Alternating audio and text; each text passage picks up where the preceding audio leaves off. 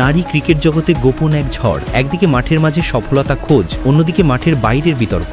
সব মিলিয়ে অধিনায়ক নিগার সুলতানা জ্যোতি এখন সমালোচনার ঝড়ের মুখে। সিনিয়র বা জুনিয়র ক্রিকেটার কেউই বঞ্চিত নয় তার শাসনের। চুলে তেল, ব্যাগ বহন থেকে শুরু করে শারীরিক হেনস্থা, সিন্ডিকেট গঠন, সব অভিযোগ একের পর এক উঠেছে। দেশের নারী ক্রিকেট প্রেমীরা উদ্বিগ্ন, কারণ এই বিতর্ক কেবল ব্যক্তিগত নয়, দলের সামগ্রিক পরিবেশকেও প্রভাবিত করতে পারে। এখন প্রশ্ন, জ্যোতি কি এই ঝড় সামাল দিতে পারবেন?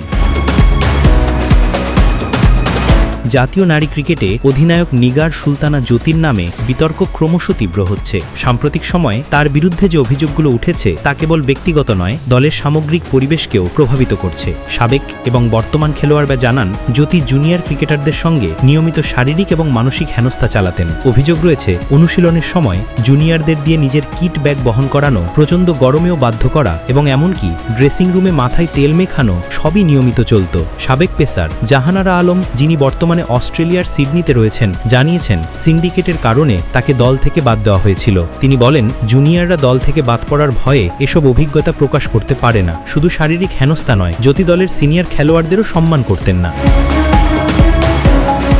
রুমানা আহমেদ, সাবেক অধিনায়ক, জানিয়েছেন জ্যোতি নিজের পছন্দের খেলোয়াড়দের নিয়ে দল গঠন করতেন, ফলে অন্য যোগ্য খেলোয়াড়রা দল থেকে বাদ পড়ত। রুমানা আরও বলেছেন, জ্যোতির অধিনায়কের দায়িত্ব নেবার পর তাকে এবং আরও কয়েকজনকে স্কুল থেকে সরিয়ে দেওয়ার পরিকল্পনা করা হয়েছিল। প্রমাণিত পারফরমেন্স থাকা সত্ত্বেও আনফিট দেখিয়ে দল থেকে বাদ দেওয়া হয়েছিল। এই অভিযোগে মুখ খুলেছেন আরও এক ক্রিকেটার, মুর্শিদা খাতুন হ্যাপি। তিনি জানিয়েছেন, সামান্য ভুল হলেই জ্যোতি নোংরা ভাষা ব্যবহার করতেন এবং প্র্যাকটিস ম্যাচে ক্যাচ মিস করলে মাঠ থেকে বের করে দিতেন। উদীয়মান পেসার মারুফা আক্তারের সঙ্গে এমন আচরণেরও উদাহরণ পাওয়া গেছে। নিগার সুলতানা জ্যোতি 2000 সালের পর থেকে জাতীয় দলের অধিনায়ক হিসেবে দায়িত্ব পালন করেছেন। প্রথম দিকে তার নিবেদন এবং নেতৃত্বকে দেশের নারী ক্রিকেটের জন্য দৃষ্টান্ত হিসেবে দেখা হয়েছিল। তবে সাম্প্রতিক বিশ্বকাপ এবং সিরিজগুলোতে দলের পারফরমেন্স হতাশাজনক হয়েছে। ব্যাটিং লাইন আপের ভঙ্গুরতা এবং মাঠের সিদ্ধান্ত নেওয়ার ক্ষেত্রে তার নেতৃত্বের ঘাটতি স্পষ্ট। এবার মাঠের বাইরের বিতর্ক আরও যুক্ত হয়েছে। শারীরিক হেনস্থা, সিন্ডিকেট তৈরি, জুনিয়র এবং সিনিয়র খেলোয়াড়দের প্রতি অসম্মান, সব মিলিয়ে এই বিতর্ক জ্যোতির নেতৃত্ব এবং নারী ক্রিকেটের ভবিষ্যৎকে প্রশ্নবিদ্ধ করছে। খেলোয়াড় এবং সমর্থকদের মধ্যে উদ্বেগ বাড়ছে, কারণ নেতৃত্বের অভাব শুধু পারফরমেন্সকে প্রভাবিত করে না, দলীয় মনোবলও কমিয়ে দেয়। নতুন দায়িত্ব, আন্তর্জাতিক চাপ এবং মাঠের বাইরে চলমান বিতর্ক, এই সবকিছুর সঙ্গে জুড়ে আছে জ্যোতির সামাল দেওয়ার প্রশ্ন।